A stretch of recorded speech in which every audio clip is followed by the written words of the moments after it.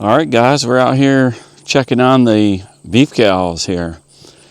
Been doing a little bit of messing around with them. They got low on water one day and broke the water trough, so I had to change that. And about, I don't know, probably a month ago, I ordered a slam latch for this gate. So this is the gate that I come in to feed round bales, and I got this slam latch, and it doesn't work like perfect on this gate because it's got a little bit of shimmy and shake to it because it's so long. But yesterday it actually worked better. Not sure why it's hitting so low today, but nice thing about it is at least you don't have to run the chain. So on my short yesterday it worked perfect. I'm not sure what happened to it overnight, but the gate has to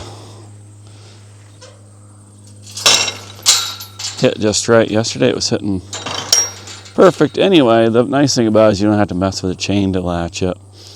And the gate actually is leaning down a little bit. But for now, I'm not going to mess with it. I'd like to, adjust the hinges and try to get it to be a little bit higher. And obviously, the longer the gate, the harder it is to get it to work because of the sag. But here's my beef cows. So my wife Rachel was sick the summer before she was sick, the fall before she was sick. We were up to about 45 cows. We actually sold, might have had more than 45. We sold some heifers. I just advertised on the Facebook page that I had some heifers for sale, and I had one guy that bought, 5 or 6 heifers. He just paid by the animal, which is kind of nice. And I had somebody else that bought a couple.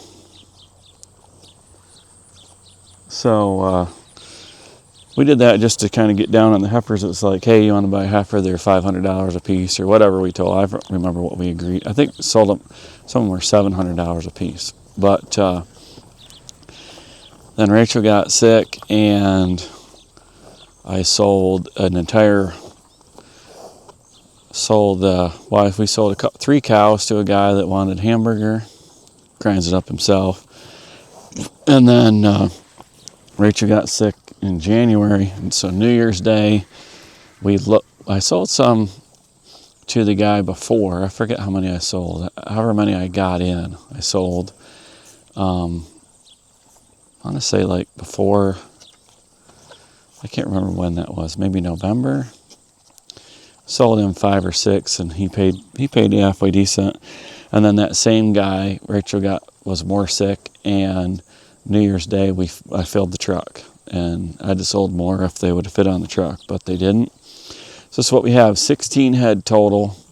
Kind of a nice balance, actually. Like, there's a couple older cows, and there's a couple of, I think this cow in front of us here, she might be like 7 or 8. And then the one behind her is so she's 7 or 8. The one behind her is like 4 or 5. That number 33 that's looking at us there, she's like 4 or 5. The black steer there, that's the steer that we banded with the Cow Crate Pro bander. He's going to be 2.5. I don't know, he might not even be 2.5. He might have been a fall baby. So he's either just 2 or he's 2.5. And then there's my big bull, Hughey. I think Hughey's 5. So it's his last year. I'd like to try to move him to somebody else. He was pretty friendly. He's okay friendly, but he's not as friendly as he was when I got him. And then next to him is number 5. She's one of the ones that got out and went to the neighbors. And so she got tags while she was there. So I think I have 3 more bulls to band, maybe 4. And then we're going to get them all tagged soon, hopefully. And start using more of that livestock app to keep track of them. But they look pretty good. They're out on the stony field and the steep field for after feed, after I took the hay out. Of course, by the time we turned them out there, it started getting dry. So it's not nearly as much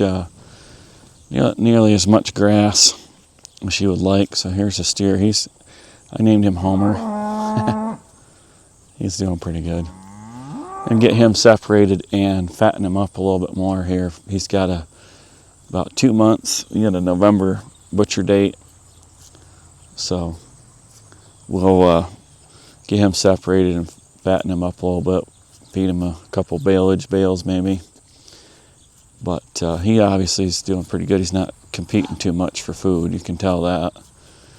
And then they're back there looking at us. You can see the one back there with the blank tag. That's the steer that was with him that got out. And that one got banded with the Cal Crate Pro bander as well. And it worked good. I mean, it took about 3 weeks and they fell off and they're good and clean. I was real happy with the results. So that's just an update for today on the beef cows. Just kind of mess around today. I've got, I'd like to try to get another gate latch, slam latch installed. And gonna probably cut some wood and go get my tractor. So we're not able to unload round bales over here because the skid steer has gone. I sold my skid steer to my neighbor, and why this thing was hitting perfect yesterday and then today it's not. But we're just gonna leave it like that for now. So I know I can adjust the hinge if I get somebody to help me. I probably can't put a 16, well, I know I can, but I probably can't. I probably don't want to put a 16-foot gate on by myself. This hinge over here will probably go in a little bit farther. Hopefully anyway. And then we can raise it up so it hits a little bit better. But I don't really need it to work perfectly. It's nice to just get rid of the chain. But the gate down there, in the barnyard that's open right there, that one I started to put a slam latch on there, but the mesh on the inside was in the way. And that one I'm going to try to get hanging really, really good. And I'm actually looking at maybe getting a remote control opener closer, so that way you get the cows in there and you can push the button and you can close the gate behind them, and then I wouldn't have to come out here, because if I come out here and they're in the barnyard, they get all freaked out. But we'll walk around here a little bit, take a little look at them. They're actually looking pretty good. Yeah, this one here, number 3, she's gonna have her second calf. Her next one will be her second calf. So this one here is probably one of the older ones. She's here, obviously, and I'll tell you what, she's here because she's a little bit on the wild side, and she didn't get on the truck. And then this one here is a little bit older too. But the rest of them, oldest ones, are probably the black one. I think she's a 2020 baby, so she's just 5. Maybe she's a 2021 baby. And her and the number 33 behind her are the same age. So, anyway, that is the update for today. Just a little beefer talk.